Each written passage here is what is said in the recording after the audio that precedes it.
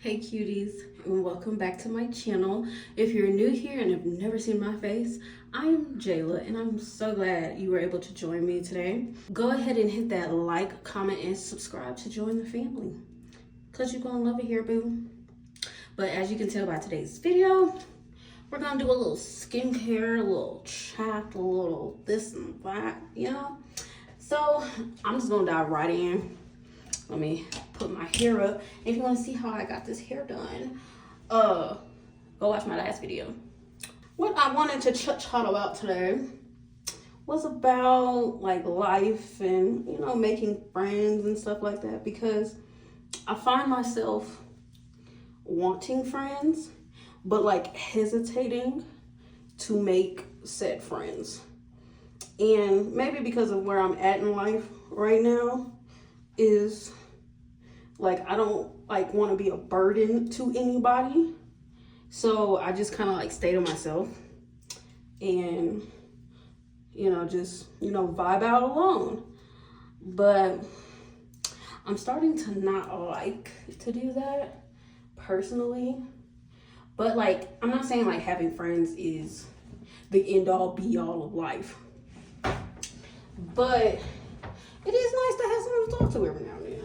With that being said, the reason why I feel like I'm a burden, particularly, is because previously, like before I moved here, like my old friends from high school, like, you know, we're all adults now and stuff, and I'm not the best with finances. Like, and I know to an extent my friend does not mind, but it's like more of like a pride thing for me. Like I kept on asking for money because I was just not good at finances. And so now I'm in a point in life where I don't need to ask people for money, because like I'm managing my money pretty well on my own. It's just like, how do I move forward from that? Because I felt like a burden. This is real heavy. I'm sorry, guys. There's no particular trigger warning, but I'm just kind of like bearing my soul to y'all, because like I have like my husband to talk to, but like outside of that, like I really don't have any friends, because like I also haven't contacted them, so I'm probably like a really bad friend. But it's been a minute since I've talked to them. I'm gonna go in and exfoliate first. And I want to make new friends in this like area and space of life. It's just, I'm very like skeptical of people. Like there have been people, like especially at my job, that have wanted to be friends with me, and initially I was like, yeah, sure. But then I don't know, like when someone is too eager to be friends with me, and like, and I guess this is where I'm like overly skeptical of people. Like this particular person is a coworker. I don't know if they still work there because I'm on my business. But at the time, they were a coworker. And she wanted to help me, you know, find a place to stay and whoop-de-whoop-de-woo. And I was like, thank you, but I'm good. And she was just so eager to help. And I'm not saying if you are a person that just loves helping people and like you have the resources to help, and by no means am I saying stop doing that. It's just for me, and the way that she was just like overly eager. And then to top it off, so she had been going through I don't know if it was a divorce, separation with her wife. So, you know, lesbian couple, ain't nothing wrong with that. But, you know, I don't like getting involved in other people's drama. Like, yeah, you have your own children, you have your own, you know, you're trying to find your own place, this, that, and the third, because y'all separated. Y'all going through what y'all go through, but I don't want no parts. And plus, because I have my own, like, things that I'm dealing with. And so it's like me living with you is going to put a stall on what I got going. And I'm like, no, I'm good. And I haven't talked to that person since. since that whole situation, but it's just like, to me, that read like you were very eager to help, or you needed an extra person, you know, to pay rent, to help pay rent, and because rent ain't cheap. I understand. But like, I don't know. It's just like, it just didn't read well to me. And I know I say I want friends, but it's just like, I want them to happen naturally and not because at that moment in time, that particular person needs something out of me. Now, if we're already friends and you need help, like, you know, we held it down for one another and, you know, do what friends do, and you were to need help in a certain way, of course I would help you. But if I'm already in this part of my life, in this space in my life, and you're asking me to move in with you, nah, I'm good. I personally just didn't take well to that. And also because, like, I'm such a big proponent of living on your own, because I used to have a friend when I was, I was 25. And I, you know, stuff had went down with my baby daddy and woo. So I was living on my own. And, you know, I had made this one friend. She was younger than me at the time. She was like 21. And so, you know, we went to a party or whatever. She got arrested for like drinking and driving. And so she didn't have any place to stay. Like, she was staying with another friend, and then some stuff was going on between them. So I was like, look, I went to go pick her up from jail on Monday because she sat the weekend in like drunk tank. So I went to go pick her up, and I was like, look, I don't know what's going on with so-and-so, but you always have a home with me, because I'm just that type of person. Like, if you need help, baby, I will help you. I will break my neck to help you.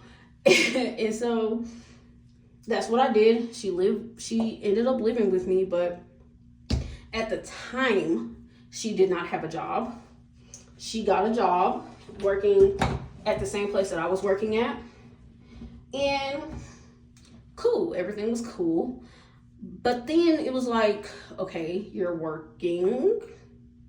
I guess I should have set the expectation, but at the time I wasn't like a real big talker like that. So I should have set the expectation that, yeah, you're going to eventually pay rent. I'm gonna need you to eventually pay rent. Love you, girl. But no. And so, you know, it came time, like, because I was about to move somewhere else, because I didn't want to stay where I was living at the time. And so I was like, okay, if you move with me to this next place, you have to start paying rent. And that day, from the current apartment we were in, homegirl packed her stuff and left, because she did not, mind you, she was staying with me for, it was about month 9 that she had been staying with me. She packed her stuff and left same day. I was like, okay, so you was trying to live rent free.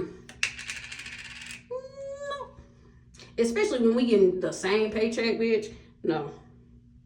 You're not gonna, like, I'm nice to a point, but it's like, you can only run game on me for so long.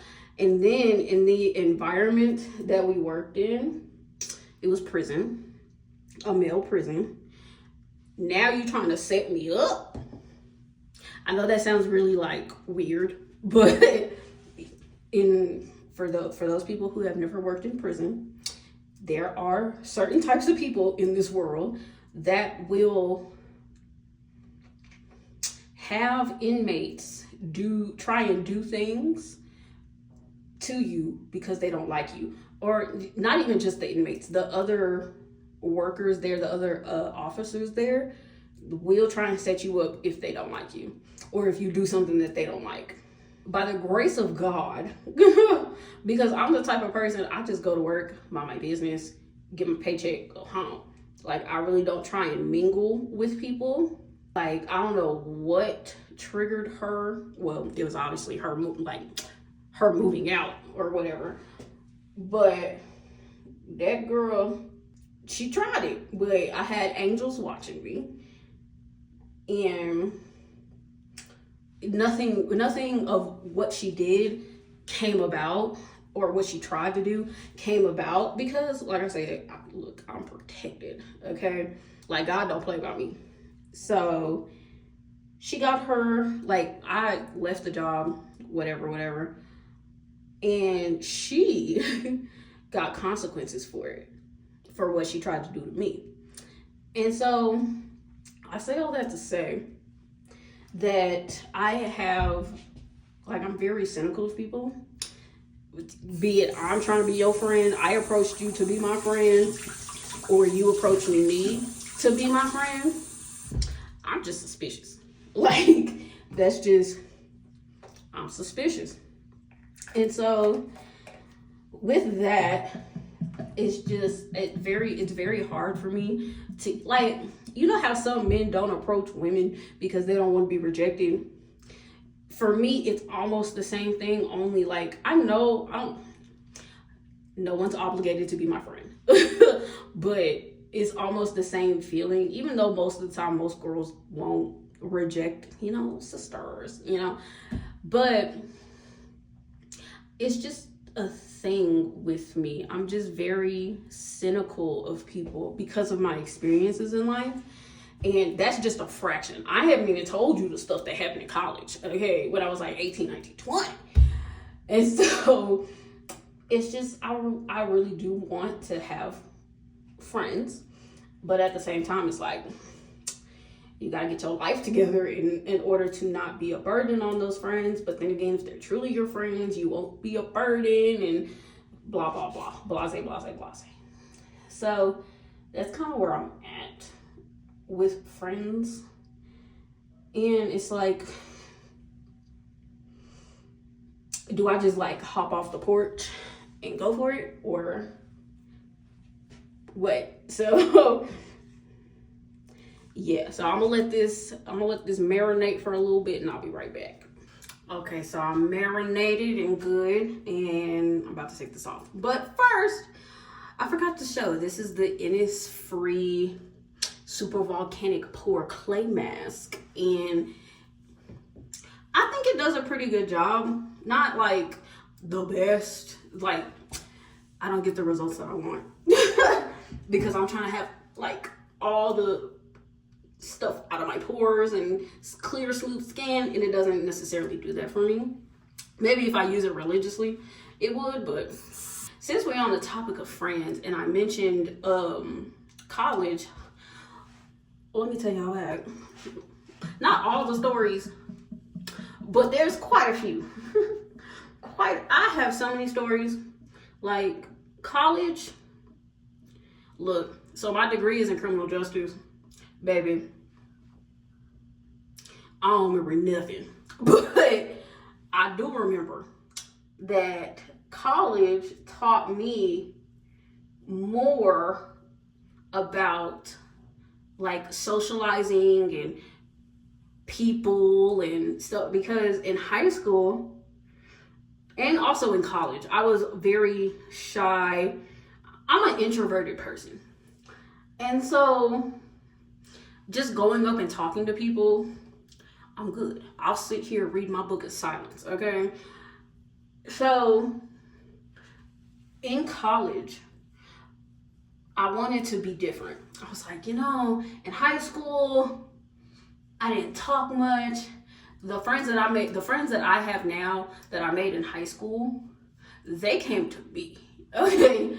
I still remember the one girl that we were in choir class. I'm not gonna say names, but she came up to me and she booped my nose.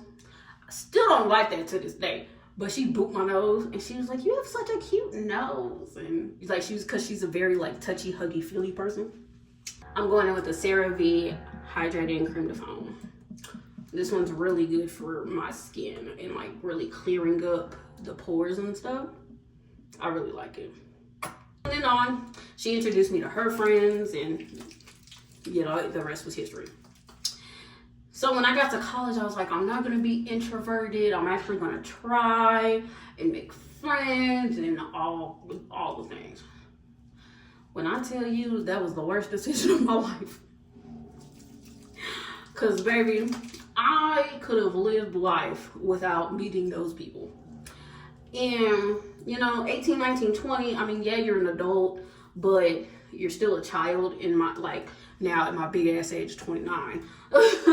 You're still a child at that age. So, like, I ain't gonna be too hard on them now, but baby, I'm still gonna tell y'all what happened.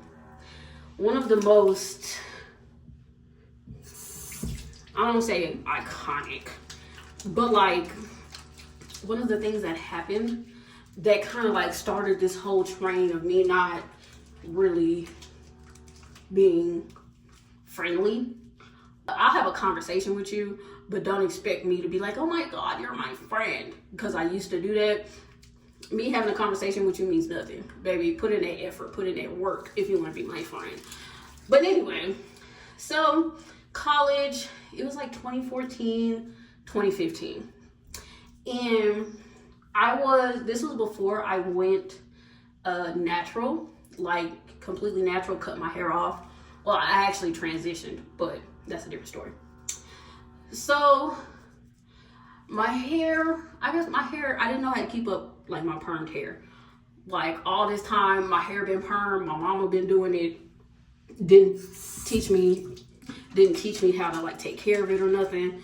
So I'm really just kind of like raw dogging it, learning how to take care of my hair.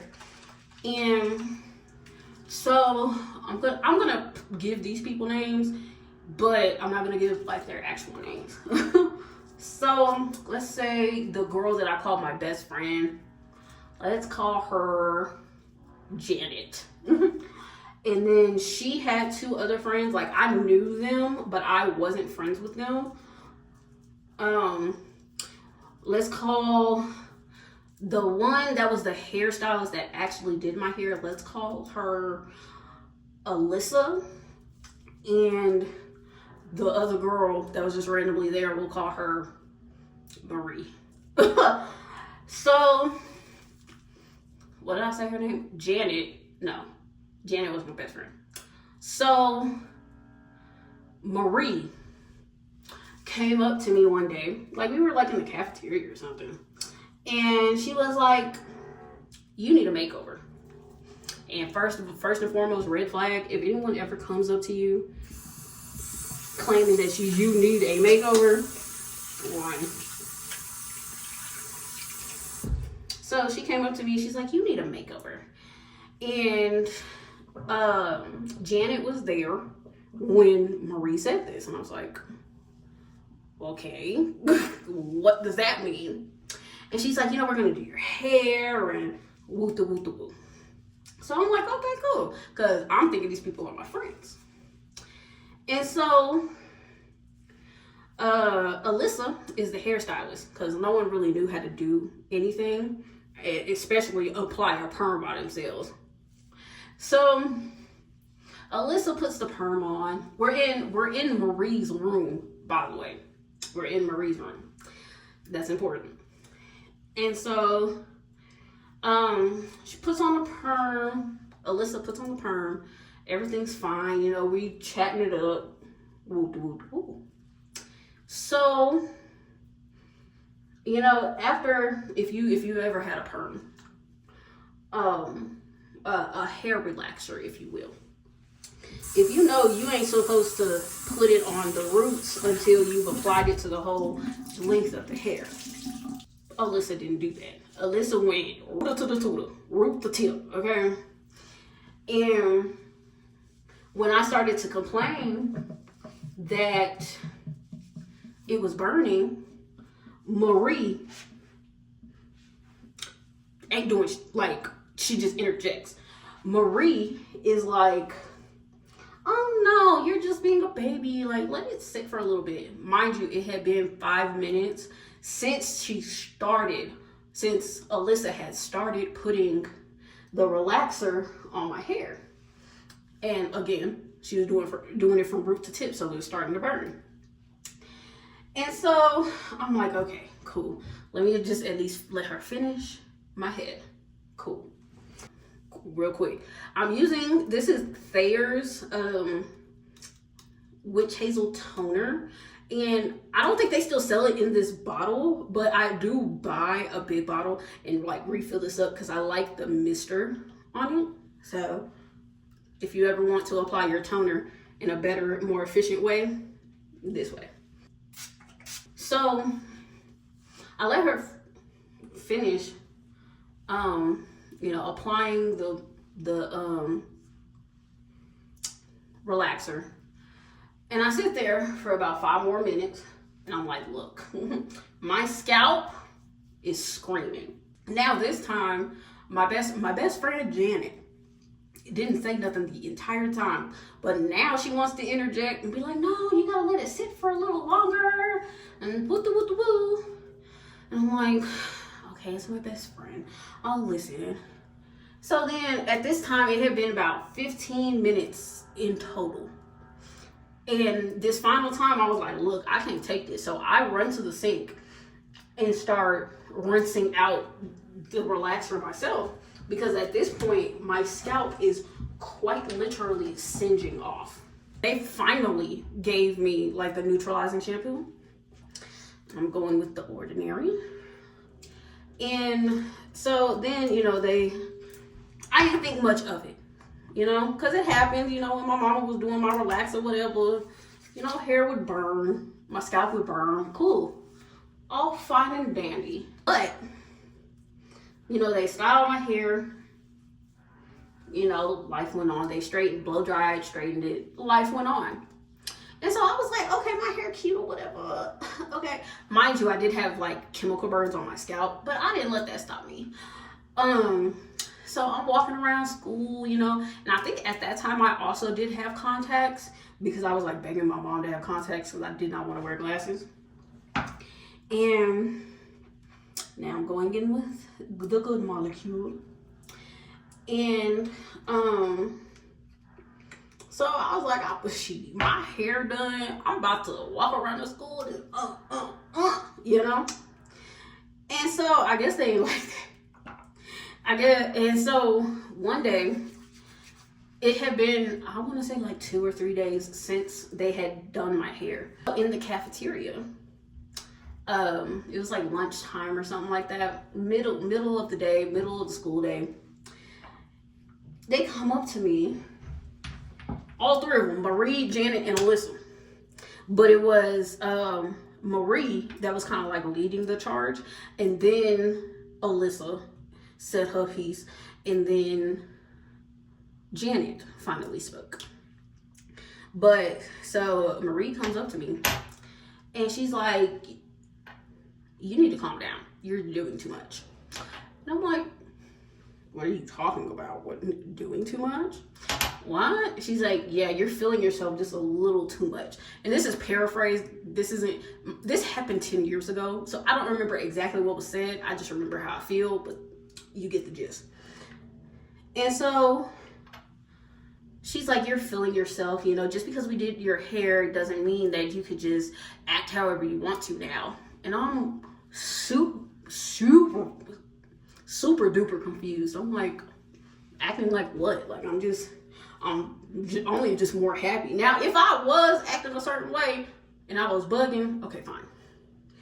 But in public is not the way to bring it up. And my friend Janet just kind of just like stood there. It was like, she wasn't like, yeah, but she also wasn't like defending me either.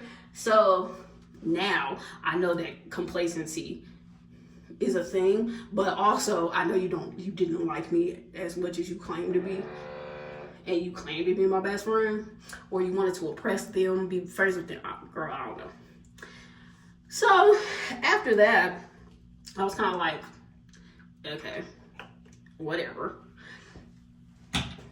Oh, and I used the Neutrogena Hydra Boost. And I was like, whatever, cool. Then,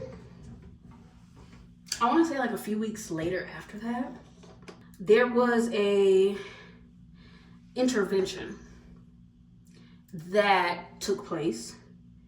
It was you know how the show Intervention go. Like, they don't tell the person that they're doing the intervention for that there's going to be an intervention. Janet just kind of like, hey, you want to come downstairs with me to the lobby? You know, just to hang out. And I was like, okay, sure, cool, whatever. Because, like, I was minding my business, whatever. Now, I don't think the intervention was specifically because I was feeling myself, because my hair was done or whatever. I really just think they liked me like that, and they was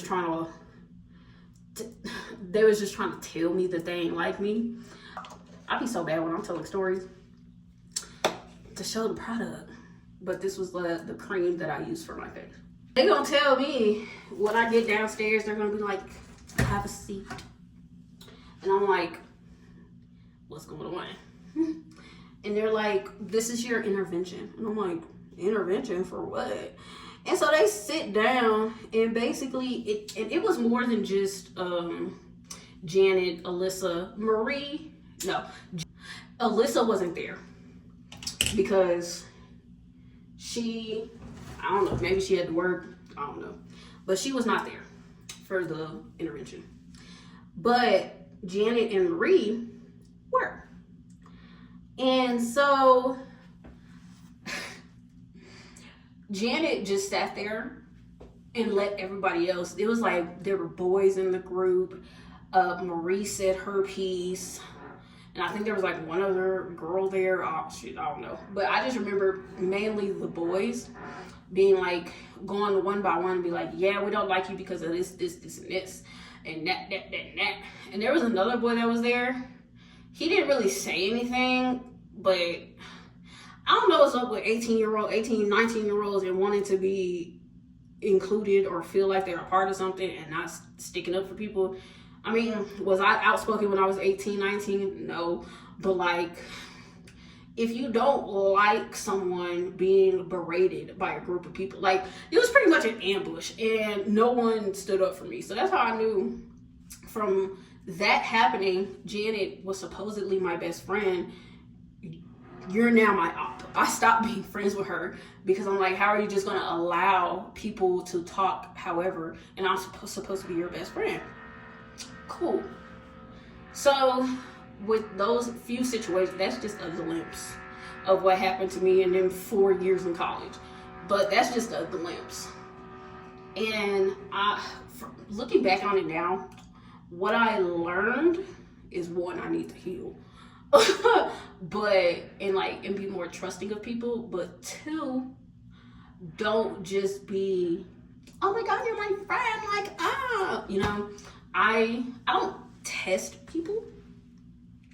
I just kind of like watch how they move and groove in life. And it's like, if I don't like how you move and groove, that's cool. But I just do want to make friends. And so that's why I started my YouTube. And like prior to I started my YouTube, I had another channel, but you know, the same person that lived with me, what name am I gonna give her? Let's call her Anna. When Anna lived with me, you know, back when I was 25 and she was 21, and she set me up. Anna, when I had my other YouTube channel, there were other people, like inmates and stuff, because you know they have access.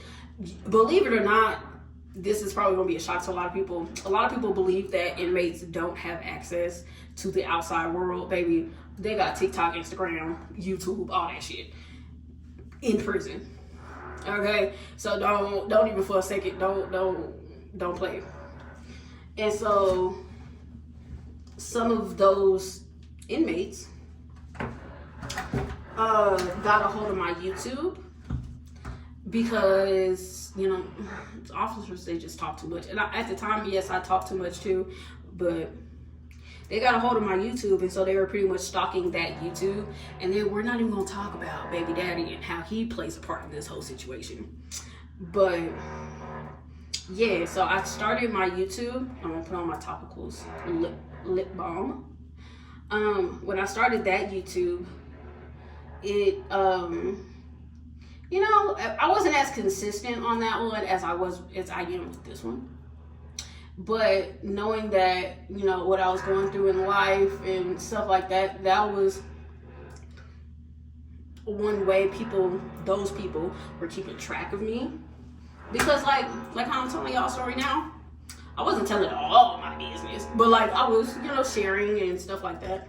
And so they would report back information. And so I had to basically shut down that YouTube or stop using it and delete all my social media because people were able to find me and know what I was doing and report back to baby daddy. And so that's why I started this one, because now I can be more free. People don't know, like those people that are trying to find me can't find me. And don't worry, I'm not like in trouble or nothing. So you ain't gotta call the police or nothing. But it's just like there are weirdos, like real life weirdos in this world. And that's another thing I had to learn over these last 10 years of life, 11 years of life. There are weirdos in this world. And you just really have to be careful who you come into contact with. That's why, to bring it full circle, that's why I'm very weary of making friends, because you don't know who is a weird bitch, you know? And it's like, until something happens, it's like, okay, I'm gonna back away. But like, I guess that's just an experience or a risk you have to be willing to take. So with that, thank you for coming to my TED Talk about life. And don't forget to hit the like, comment, and subscribe button on your way out. And let me know if anything resonated with you or if you have any tips, tricks to make friends. So I'm willing and I'm open to listen. Love you. Mwah.